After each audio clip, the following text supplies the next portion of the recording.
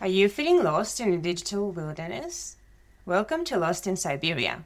We are your guide to navigating the world of cyberspace. So whether you're a tech enthusiast or you're looking to land your first job in InfoSec, we're here to break things down into bite-sized pieces so that you don't have to.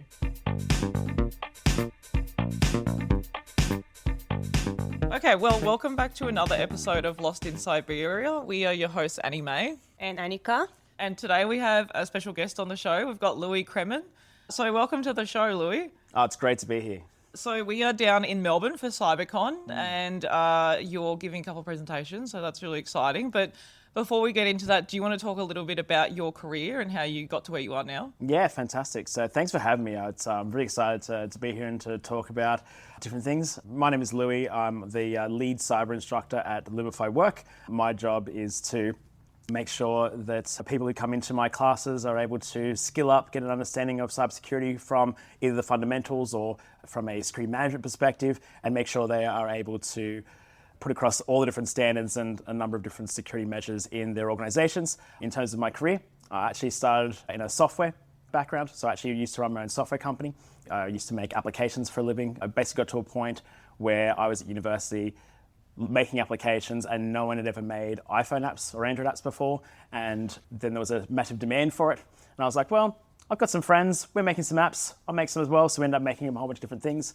In terms of security, I ended up working for an international government, and they wanted to centralize the security testing of mobile applications for every federal and local government agency for the whole country. And I put together a security testing solution that allowed them to understand a number of risks, both from a source code perspective, but also from an application perspective. So it was a really interesting challenge being able to centralize security testing for an entire country. It was definitely a very interesting project. It was very much a throw in the deep end in security as well, because this was about, 12 years ago, and a lot of the tools we have now that are much easier did not exist back then. It was very interesting, and it certainly learnt a lot on the way. But these days, I take a lot of the lessons I've learnt doing that and other projects from a security perspective. I've done some work for some defence contractors. I've done some work in Canberra, and so I've used all of those lessons to bring some of the real world into my classes, into different organisations in order to help secure those organisations, help the security managers or security analysts make their job a bit easier. Very cool. And you and I met during one of your courses. We did. Actually, yes. We got to touch point on how amazing cryptography is. We touched on a few things. Yeah. I remember that class very vividly, actually. So Annika was on a class with me when it was about 50 people. We had a one-day class which was certified in cybersecurity from IC2, and it was done, all organised through AWSN, the Australian Women's Security Network. And essentially, I had my team go, hey, we've got 50 people. Do you want to train this group? I'm like, I love doing work for AWSN, so absolutely I said yes. But I was like, on the condition I have someone help me at the very beginning of the course in case something goes wrong. And when I went into it, I was like, okay, because usually my class sizes, are about maybe maximum 15. When I was a lecturer, I did some lecturing back in the day. Like that was like 50 plus, that's no problem. But I was like, there's a larger class for something like this. Maybe it'd be a bit more lecture styled, but really there was a lot of engagement, a lot of discussion, and Annika was absolutely one of the most standout students there. I think she wants me to say that, hopefully. Because genuinely, it was, you remember the good ones, honestly, and you were absolutely one of the good ones, because you came in, you actually sent me a research paper you were doing on, it wasn't phishing, it was social engineering though, I think it was. Yeah. And that was really interesting. And we also talked about cryptography and a bunch of other things. It was a really good class. I do remember it very well. Yes, I think I was doing a research on crime and media. Yeah. And we were talking about the Optus attack and the Medibank attack and the response of the companies to the breaches, but also the response of the media to, and it was very interesting. Because we were talking about at the time how there'd never been any privacy fines or anything like that, which as of last week, we finally have our first privacy fine. Gosh, it was insane that it's taken that long to get there. Yeah. But no, that was a fantastic class with lots of discussion. It was. And I had that for most of my classes, honestly. Yeah, cool. I'm interested to know more about your time travelling, because I think moving overseas is something that I'm definitely thinking about doing. I guess what was the maturity level overseas compared to what it's like in Australia? Yeah, technically I was back and forth. So I spent a lot of time in hotels rather than living over there. But I did work with people who were in Australia who then did stay there for longer periods of time. In the country that I was in the UAE, I was in Dubai. And because you could only be there for a certain amount of time if you weren't on a certain type of visa, so you'd have to leave the country and then come back every 30 days. Gotcha. So there's lots of little things that sort of they had to adjust to in order to sort of work in those different countries. It sort of depends on where you're going to be working. Working overseas and even just working outside of, I guess, your comfort zone. You do learn a lot of things. Sometimes you learn some of those things through mistakes by not realizing certain things. I found that working in Dubai was an absolutely amazing experience. I did also find that there was almost like two sides to working in UAE, where you had a side where I was working with a lot of the Emiratis and sort of a lot of locals. Back when I was working there, there was basically a population of 8 million people, but only about 1 million of them were Emiratis, were locals. The other 7 million were from other countries, from India, Philippines, and other people like myself. You learn to understand the culture, adopt to it. Sometimes I was hanging out with my Emirati friends. Sometimes I was sitting on the floor with my Pakistani squash coach and eating off the floor with my hands. Stuff. It was all really interesting to sort of immerse myself in whatever cultures I tried to travel in. So whether I'm traveling for work or I've done some stuff in like Thailand and Laos. I did some volunteer work there about years ago. Trying to immerse yourself in the culture and really understand the people, I think, is really fascinating. I think it's a really rewarding experience. Ultimately, I've come back and stayed in Australia because I've got kids and I need to sort of make sure I'm providing for them and sort of having a stable life for them as opposed to having them travel around and do stuff there. But it really is a rewarding experience. I do recommend getting out of the comfort zone. When I was younger, I lived overseas with my dad because he was working in Singapore.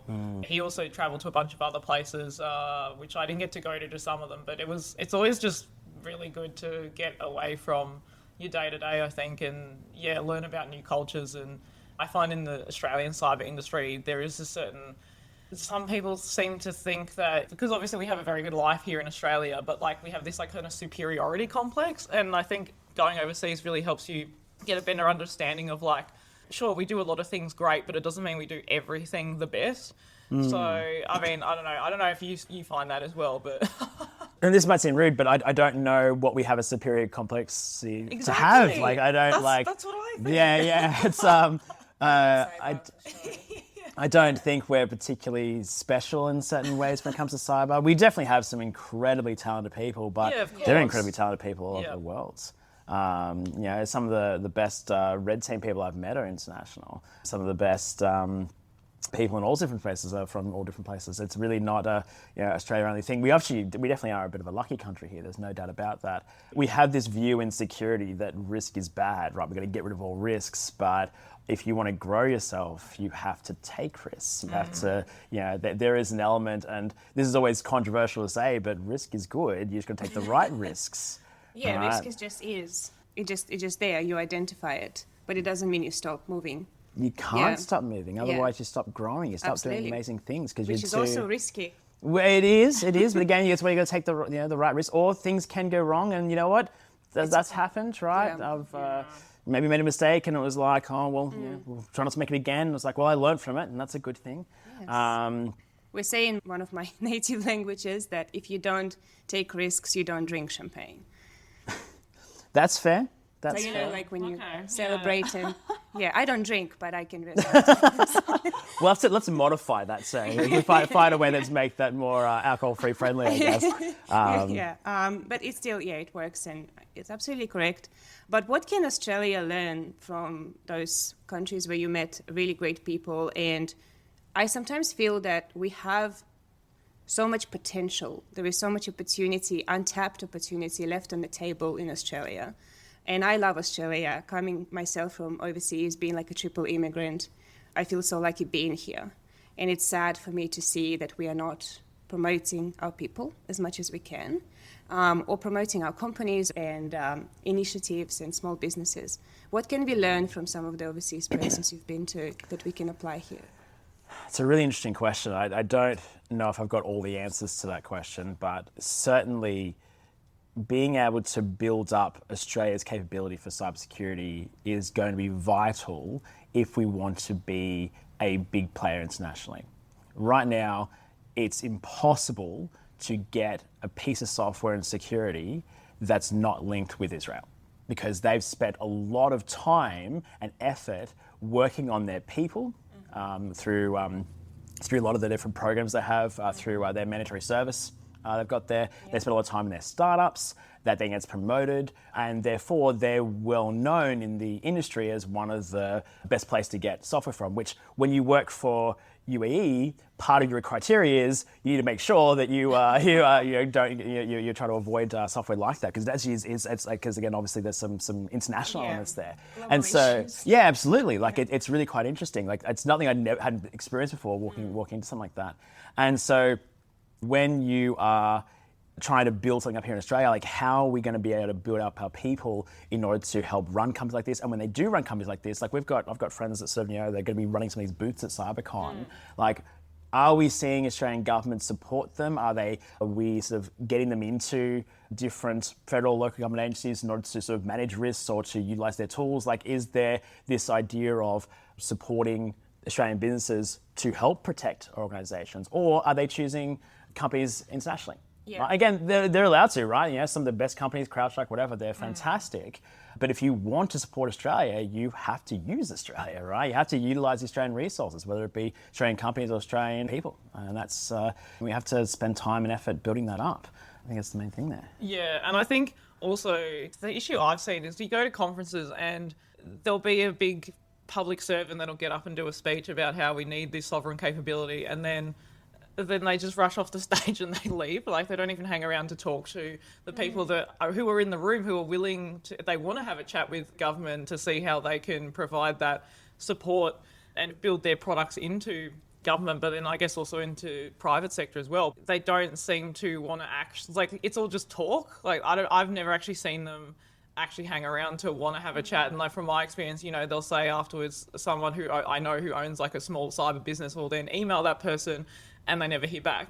So yeah, I think that's also a massive problem as well, is that if they say, you can't just say you want something and not actually, words don't mean anything if you actually don't have any action. We also have a sort of a situation where we are looking at the supply chain when we're procuring a cyber product. You need to have be pardon? Painful topic. Painful topic. Sorry, so important to raise that. I'm so happy you raised that. Yeah, but there's two sides to that, right? Because we want to spend the time doing the due diligence, make sure they're ISO certified, got a SOC 2 Type 2 report, all those sort of things we do for the due diligence. Which are just purposes. names of security standard certifications and assessments like SOC 2. Absolutely. Like, basically making sure, have they met this high bar, at least from an audit perspective, from a security perspective. Yeah.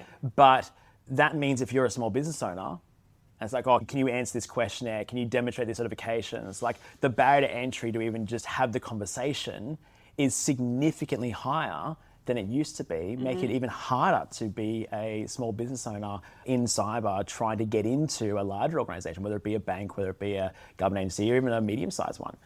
Because it is a lot harder to get through from a supply chain perspective. So how are we able to support people, how are we able to support small businesses meet those requirements? I don't have the best answer for that, other than trying to train the people internally to try to build up the internal capability. But then the more money you spend on that, less money you spend on innovation. And so, we're sort of at a bit of a catch-22 there, unless, of course, there is this sort of push to prioritise building up Australian industry. So you're right, you can't just say with one hand, we need to support Australian businesses and then don't walk the walk, exactly as you said. And so it is a real challenge. Yeah. Perhaps our comfort zone is too comfortable. Why would we? So innovation, right? That will be driven from necessity. And we don't have a necessity in a way because we are reliant on many international large businesses that provide us that capability. And that's easy, I guess, to do immediately. But it's long term is going to cost us, especially in the AI space. I think we are completely dependent on international capabilities where they're investing a dramatic amount of resources into that, and not just the US and the big ones, but we're talking China, we're talking Saudi Arabia, I think, as well. Probably. Yeah, probably, yes. Why wouldn't they? No, they are. And places like even Europe as well, like developing their own AI capabilities. And I think in Australia, we are not even mature to start talking about that because we are still we are still trying to get a conversation going about privacy and about data security and about technology. How do we get it to that stage? And why is it important to have sovereign capability of AI? Yeah, there's the beginnings of sovereign capability of AI here in Australia. I remember seeing there was a group that was starting to spin that up, but one word that means we're behind, which definitely the case there. But I can't see a world where if you're a government or if you're a company, whatever it is, the government that has the best AI capability is going to have such a high strategic advantage across all different sectors, all different industries, that it should be a priority for any government to be prioritising that. Now, I understand there's challenges around that, around power and consumption, and that's a challenge someone else might have to solve. But I do worry that if we don't develop in the same way that some of these larger players are, we're going to be dependent on them.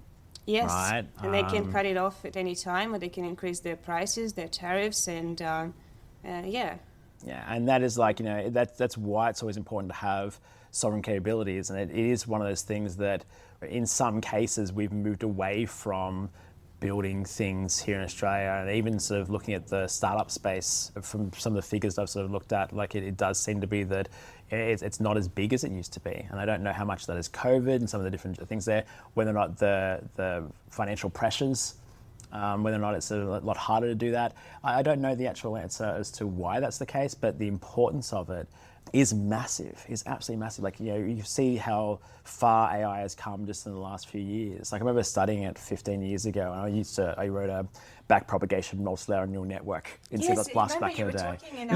This is before this sort of stuff, right? Yeah. I still love that stuff. I think it's really fascinating. I've never built an LLM. That's something that's on my list that I'd love to be able to do.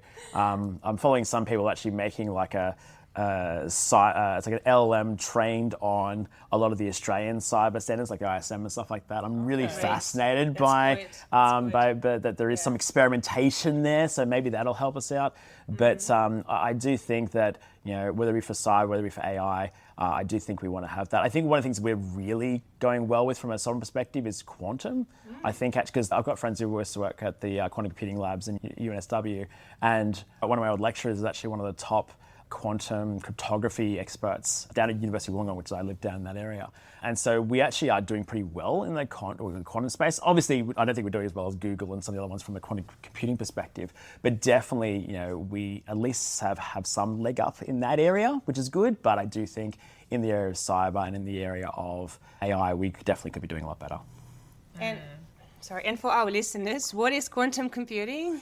Oh, I don't think I can answer all those questions. In a short sentence, can put as a... In a short sentence, 5 words or less, computer that does parallel stuff better than anything else. That's more than 5. I took some liberties there.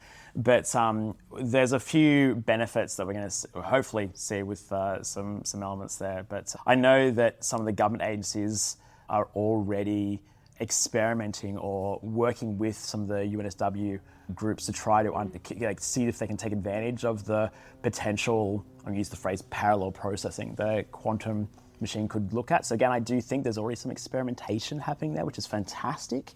Obviously, there is some concern when it comes to cryptography, as some of the powers that quantum computing will bring will break some of the stuff we currently have. And what asymmetric cryptography, right? Yeah, definitely around asymmetric symmetric will be safe. That's what I understand. AES 256, which is one of the top ones right now, that one's still going to be recommended, but the smaller key size, 128, that is going to be, if you look at some of the standards that have just come out, that's now considered legacy. It's now considered don't use AES 128 if you're worried about a post-quantum cryptography world. So in the stuff, again, in my lifetime, we've stopped using certain crypto algorithms. Yeah. That's going to be true as we get older. More and more things are going to end up being replaced by something that's more secure, which is kind of hopefully the goal, I guess. Yeah. I can give a brief overview of what we just talked about in layman terms, if you want. So symmetric cryptography is when we use the same key to decipher the message, let's say that.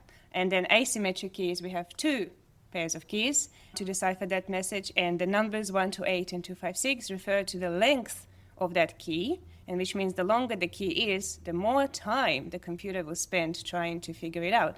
And quantum computing have a massive capability to figure out that key, and so we need to increase the length of the keys in this case. Did I get it right? Perfect. As training course came in useful by the sounds of it. Okay, that's a good segue because I do want to talk about your teaching experience. One thing we've done on the podcast, which is we've tried to interview people who aren't just the kind of stereotype of what people think people do in cybersecurity, which is, showing that there's a broader range of roles apart from working in a security operations center or hacking, ethical hacking. Well, I guess most people don't think of ethical hacking, but Well, I teach ethical hacking, so I think of ethical. What other hacking is? Oh, there's obviously the unethical one. Non-cyber people would think of just hacking. Yeah, that's fair. Yeah, like person people outside. People outside of the industry, I guess. Yeah, and I think it's really interesting because teaching itself is such a you need a really different skill set to be a good teacher, I think, because I used to teach English to adult students, and it's really hard. It is. I'm interested to hear if it's the same for you when you're teaching people who know very little versus already know quite a lot. But from my experience, when you're teaching, it's actually a lot easier to teach the advanced students because they already have a pretty fundamental understanding of, in this case, a language. But when you're teaching beginner students, it's a lot of hand gestures, it's a lot of animal noises, a lot of whatever you can do to really get the idea across. But I think there's been studies that have been done that have shown when especially for language studies, at the beginner stage, it is very much you kind of go back to revert to being like a child because you have to just do whatever you can to try and get them to understand basic words and stuff. Because how long have you been teaching now? I've been full-time 6 years, but I was a contractor for 9 years. So I'm basically doing teaching for about 15 plus years. Okay, yeah. So what's your experience been teaching different, I guess a bit different for you guys because you're teaching different courses. Is that right?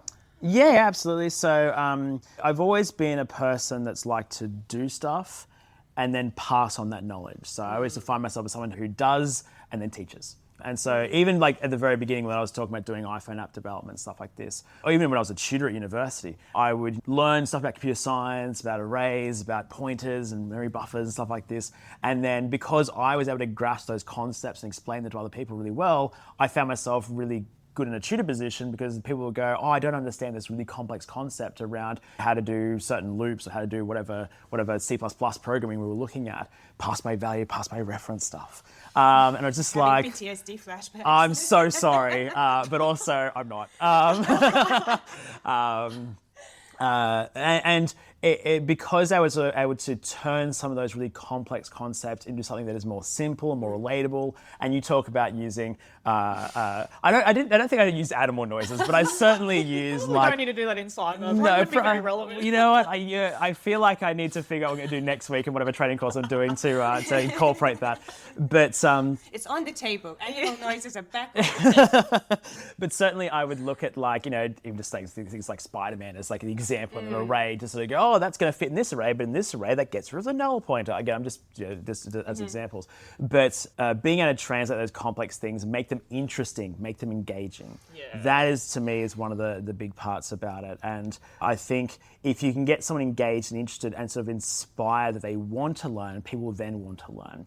Now, the original question is around the differences between someone who is looking at it at a foundation level, they don't have a background, and looking at it from an advanced level. So I definitely get both. I do teach Security Plus, Ethical Hacker, IT risk fundamentals, audit fundamentals, stuff like this. And there is an element at that level where you have to get across the reason of why do we do this? What's the point?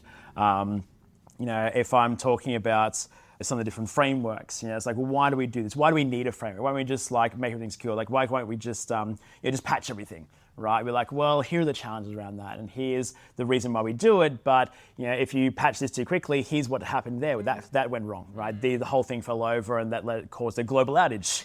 Not naming any companies, not saying anything there, right? Otherwise they'll come for us again. No. We just...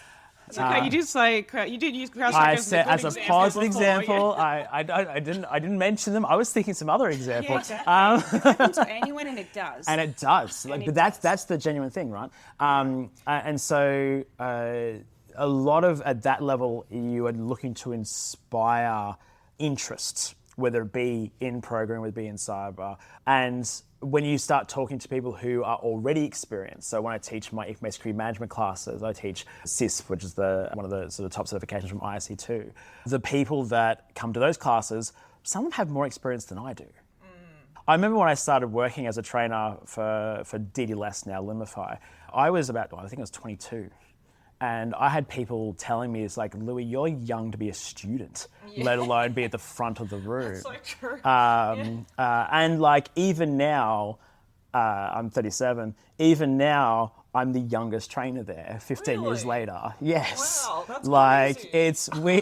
it's weird. It's definitely interesting. Do you think that says more about the industry, though? It may actually. Yeah. Well, I don't know about that side of it, but one of the things that I've always been able to do, even though I'm sort of on the younger side, when I'm obviously now 37, a bit better, but I've always been able to sort of take a room full of people and go, hey, look, this is a room full of experts. Here's my expertise. I bring something to the table, but you've all got your expertise, and you're going to be brilliant in your areas. Let's have a class of 10 experts go through the material, talk about the challenges. How do we solve this? How did you guys solve this? What are the challenges here? I've got my perspective. I bring the expertise of whatever vendor I'm working for at the time. And obviously there's a focus on sort of trying to pass an exam. But how do we bring the knowledge of Australia's experts together from this class and the lessons I've learned from the 5-6 years I've been doing this, and how do we make you and your organization better from thousands of lessons learned? Like, how do we do that? That's where I've been able to sort of bridge that gap of, well, I don't know everything and no person does, and then sort of bring that. Whereas a lot of people, if they do go into that trainer role, and it's a lot of pressure, and you would have felt it as well, where you're expected to be the expert on absolutely everything. Yeah. And if you don't, well, then you don't know anything. You must be a failed trainer, right?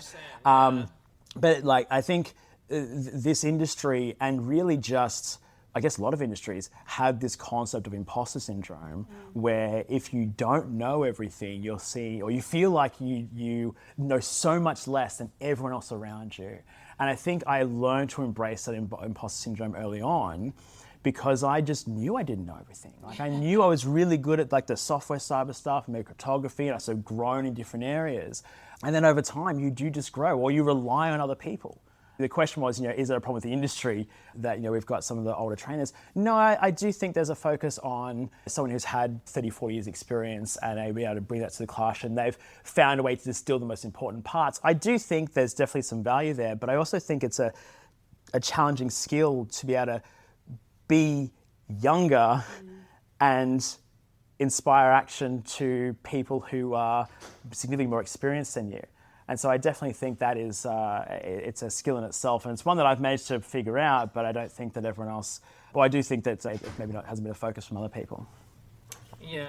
I know for me, like, imposter syndrome is not an imposter syndrome if you actually don't know stuff. So like, imposter syndrome is when you're pretending that you do know stuff, but you don't. And when you admit that you don't know it, it stops being an imposter syndrome, because you're not being an imposter.